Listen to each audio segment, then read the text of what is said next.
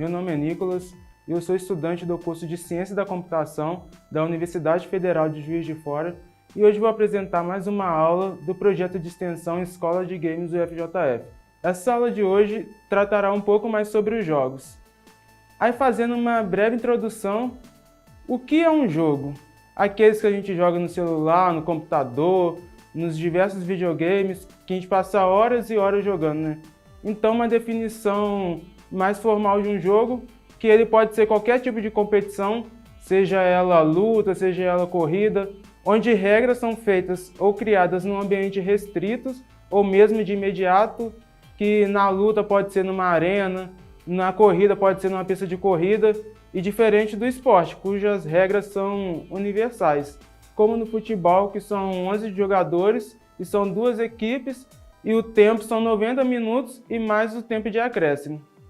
E agora nós vamos falar sobre os principais elementos de um jogo, que é o nome, o objetivo e o roteiro de jogos. Mas antes de falar sobre os principais elementos, nós vamos falar sobre o ciclo de desenvolvimento de um jogo, que são 3 fases. A primeira fase é a pré-produção, a segunda fase é a produção e a terceira fase é a pós-produção. A pré-produção é a discussão e as ideias que você tem na sua cabeça, então você pode conversar com um amigo, com um professor, para ver se essa ideia vale a pena você criar um jogo. Aí você já cria o seu conteúdo do jogo a partir da sua ideia. A fase de produção é a fase ali que você cria o seu jogo através da ideia que você teve na fase anterior, com todos os cenários, personagens, inimigos, todos os elementos de um jogo. E a terceira e última fase é a pós-produção, que é assim que o jogo ele é criado. Que quando o jogo ele é criado, você pode ter os comentários dos jogadores para ver se falta alguma coisa no jogo, se o cenário está bom, se os personagens são bons. E você pode editar o jogo mesmo após você criar ele.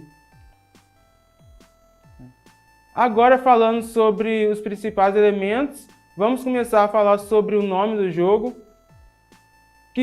Como você pode definir o nome? O nome ele irá identificar o seu jogo, então toda vez que a pessoa lê aquele nome, ele vai lembrar do seu jogo. Ele é vinculado à sua jogabilidade, que é o que o seu jogador ele faz no seu jogo. Ele pode nadar, pular, correr, atirar. Então o nome do jogo ele pode estar vinculado a isso e deve ser fácil de lembrar e causar uma boa impressão para o jogador. Aqui nós vamos falar sobre alguns exemplos de jogos. O primeiro é o Subway Surfers, que é surfar no metrô. Então o seu nome ele fala simplesmente isso. O Subway é metrô e o Surfers é surfar. Então o nome do jogo já remete àquilo que o jogo faz. E o segundo jogo é o Free Fire, que é liberar os competidores do jogo para atirar.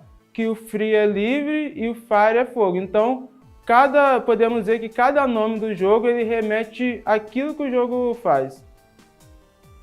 Então, aqui vai algumas dicas para você criar o nome do jogo.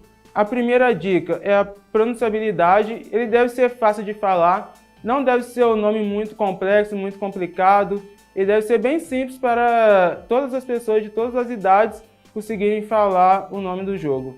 O segundo, exclusividade. Nenhum outro jogo deve ter o mesmo nome, então o nome que você criar deve ser só do seu jogo, não pode imitar outros jogos e ele é só seu. A terceira dica é o tamanho, nem muito longo e nem muito curto demais, para os usuários poderem lembrarem facilmente.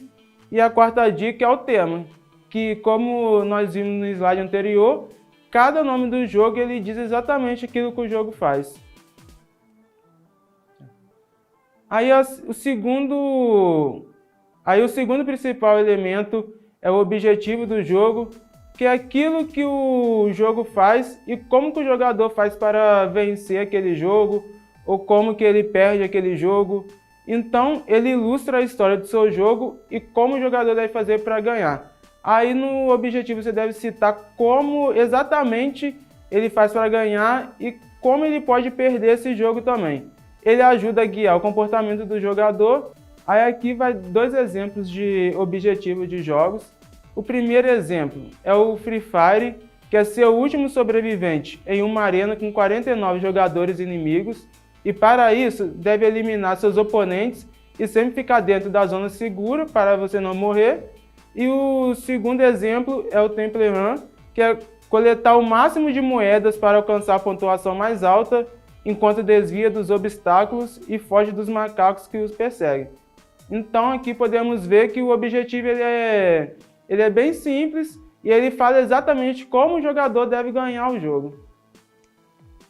Aqui o último elemento é o roteiro de jogos, que o roteiro ele vai detalhar tudo do jogo desde o seu início até o fim do jogo.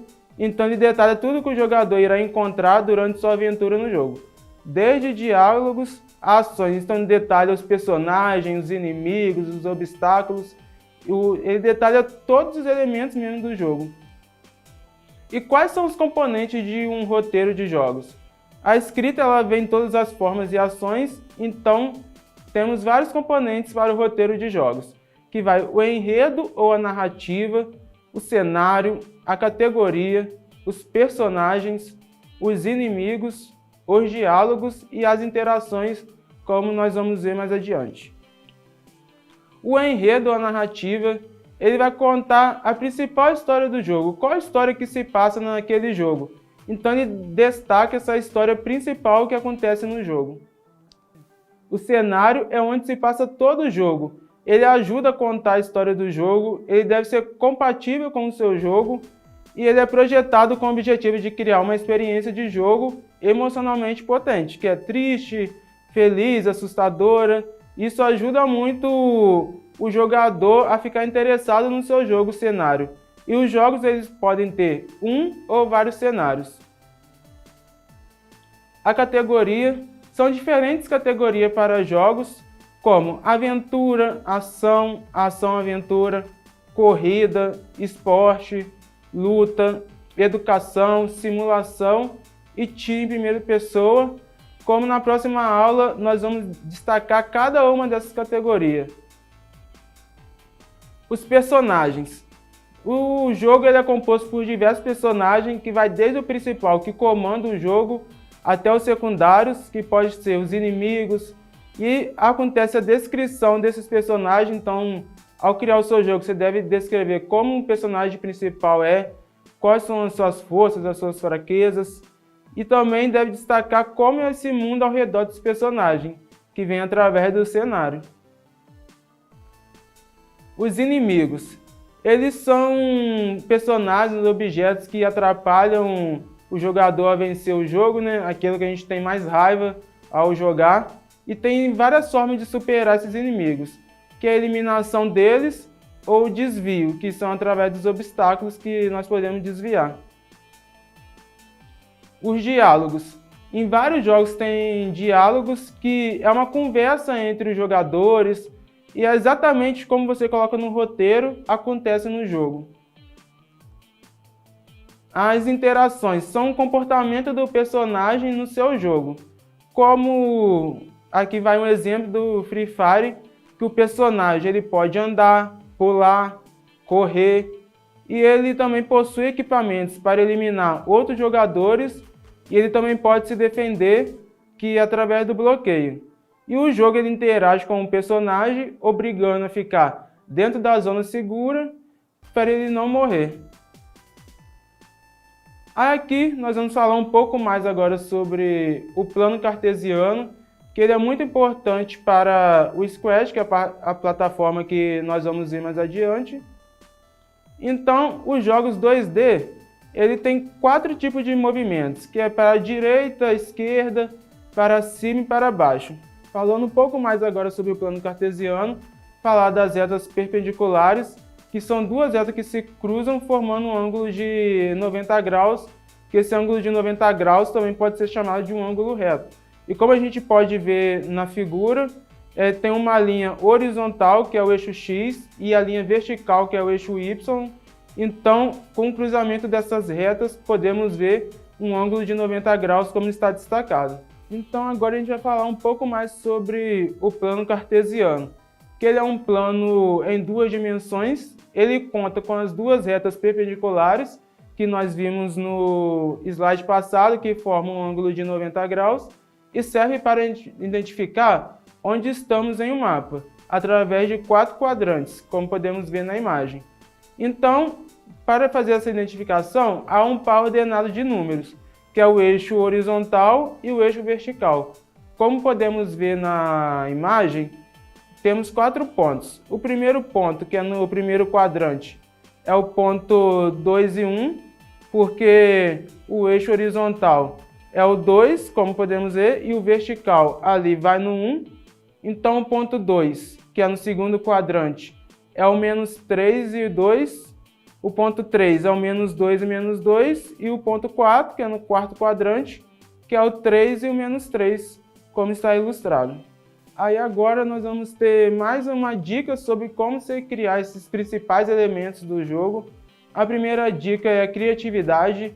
Pense em uma coisa que você goste, que está na sua cabeça e tente escrever mais sobre aquilo.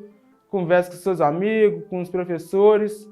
Então desenvolva essa criatividade sua. A segunda dica é a confiança, que a história precisa ser possível de acontecer e o jogador conseguir vencer. Então deve ter várias maneiras do jogador conseguir vencer. Então pensar muito nessa confiança é muito importante. A terceira dica são as regras, que é para manter o controle do jogo e evitar que o jogador faça aquilo que ele quiser. Então, como nós vimos anteriormente, todo jogo tem regras e fazer essas regras é muito importante para todo o jogo. E a última dica é a reescrita. Você terá várias chances para melhorar seu jogo através das aulas. Então, enquanto as aulas vão sendo ministradas, você pode pegar seu roteiro, você pode melhorar ele, o seu nome, o seu objetivo. Não fique somente, eu defini o objetivo, o nome agora e vai ser isso até o final. Você pode reescrever eles várias e várias vezes. Obrigado, até a próxima.